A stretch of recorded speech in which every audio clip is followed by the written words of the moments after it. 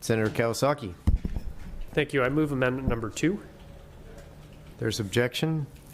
Thank you, Mr. President. Mr. President, homeowners across the state were probably surprised to see some of their borough property tax assessments come in this year, particularly in Fairbanks, where we saw huge increases to the 10 to 15% range.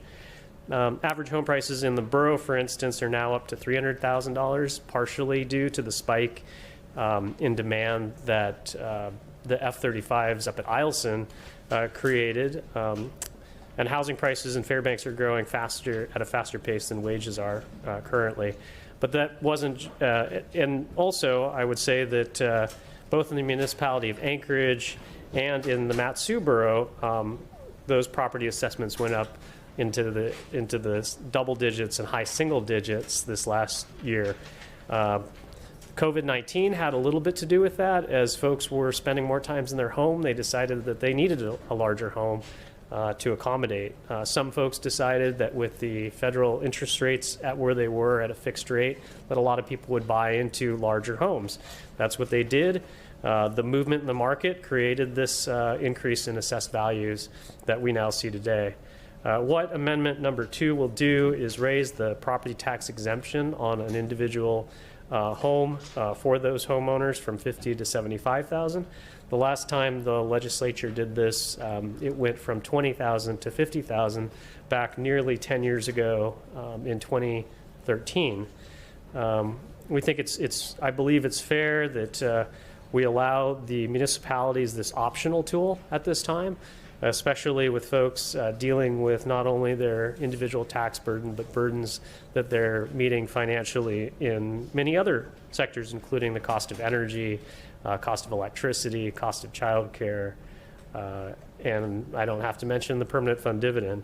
So I would hope that members will support this optional tool for local boroughs and city councils to be able to reduce the tax burden of individual homeowners. Thank you, Mr. President.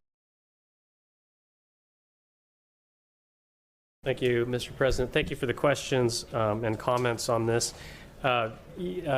I did serve on a local city council, and I can tell you just from my experience that, yes, the city and the boroughs can decide whether to approve or to disapprove a property tax exemption. It can also be done, I believe, through initiative at the local level.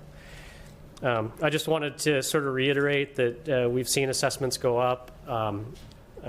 We've seen these assessments go up 10, 15% in some communities across the state at a time when we're also dealing with things like increased costs in the price of fuel, which are up in Fairbanks now near the $5 range when it was only $3 just 2 years ago.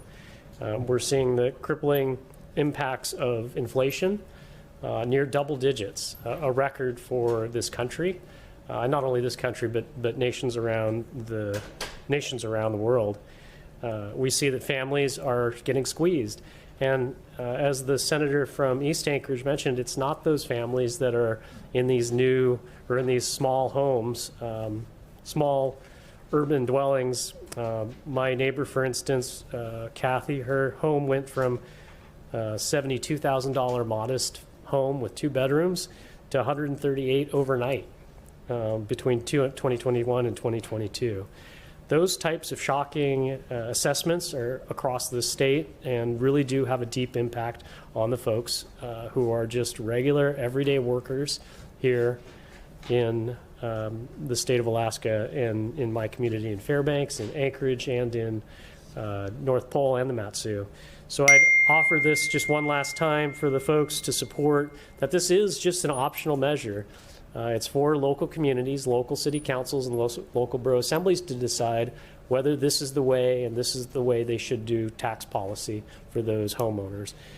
It allows them to immediately be able to reduce those tax burdens on those individuals and families who need it the most. And if the community says that they don't want it, then that's fine too. But I would urge members to support this amendment.